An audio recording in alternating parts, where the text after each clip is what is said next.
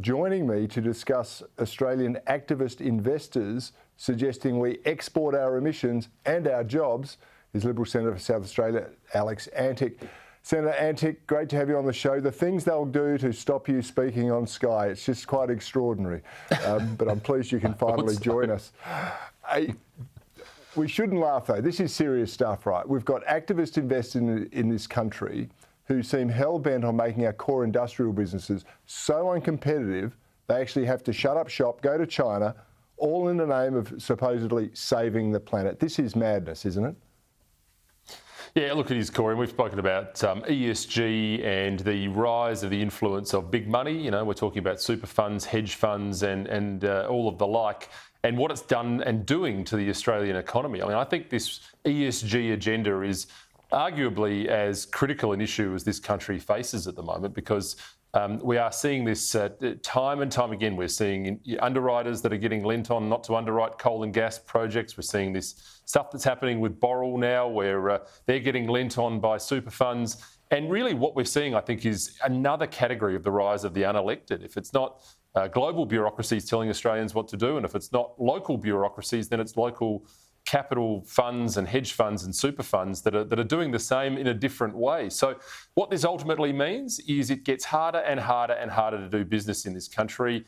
When you overlay this onto all the other issues that you have with businesses running with all the reporting requirements, all of the OH&S, you know, or now all of the environmental targets, you know, it's no wonder that businesses look around at Australia and say, I'm just going to take this offshore and return some dough to my shareholders.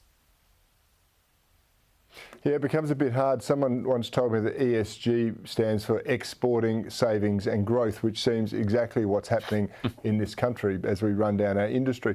You mentioned hedge funds and investment vehicles, and we've talked about BlackRock and Larry Fink lobbying big companies and threatening to vote against them if they don't do the ESG thing. But to what extent do you think union-run super funds are actually behind this? I mean, the AFR reported today that they're becoming increasingly vocal investors, especially on climate change, and will not put their $3.5 trillion asset pool to work in companies that don't comply.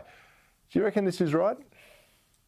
Yeah, look, I think that probably is, and we're seeing the rise of the activist class coming through in many different ways, but the union super fund movement is certainly one of them. I mean, I think this is a global trend. We're seeing this through the language of the World Economic Forum and their stakeholder capitalism concept, which really is just code for another way of turning people to communism.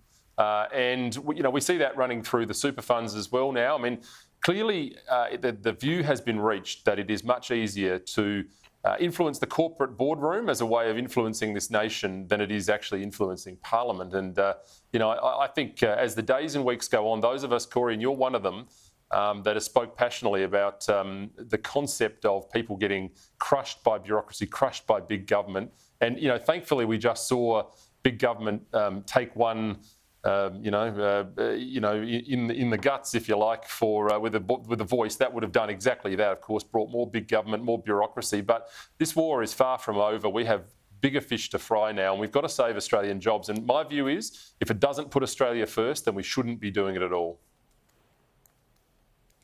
I agree with you there, and I think a lot of Australians would. It does seem that we've got a big government class. They're tapping into the big union super class, and they're working with big business to hollow out the middle class of Australia, and that's a very, very dangerous thing for us to be going down. And I have to say, what alarmed me, I opened up the show with it today, was these new mandatory accounting standards that are actually going to force businesses to disclose things like carbon emissions caused by employees commuting to work or going on business trips. And that outfit, ASIC, who haven't done a good job at all, I would say, are there to enforce these climate disclosures. Now, what we've talked about is it's hard enough to do business, yet we're now going to have a climate cop policing whether your people ride a bike or catch a bus or fly a helicopter into their workplace. This is crazy.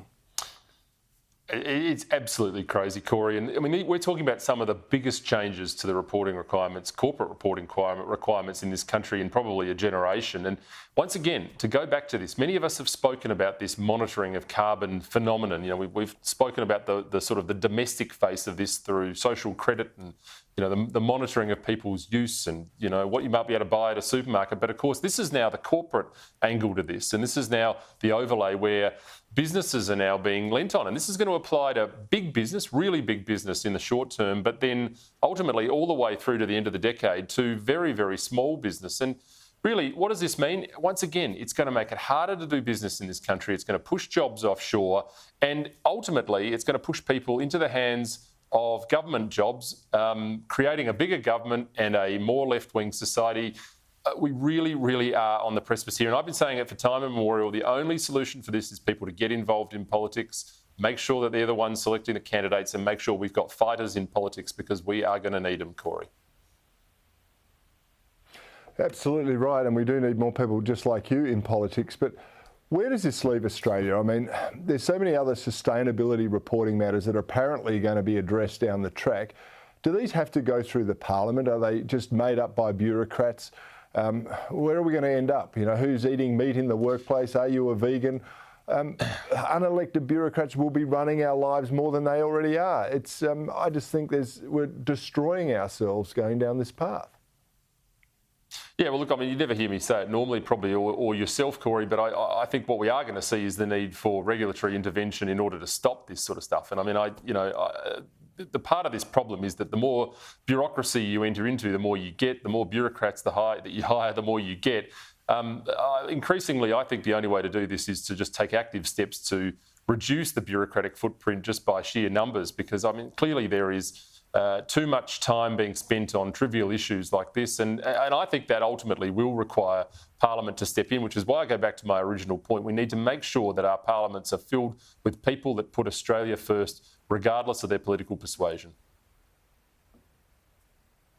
Absolutely agree with you, and so do many of the people watching this show tonight. Senator Alex Antic, thank you very much for joining me on Credlin.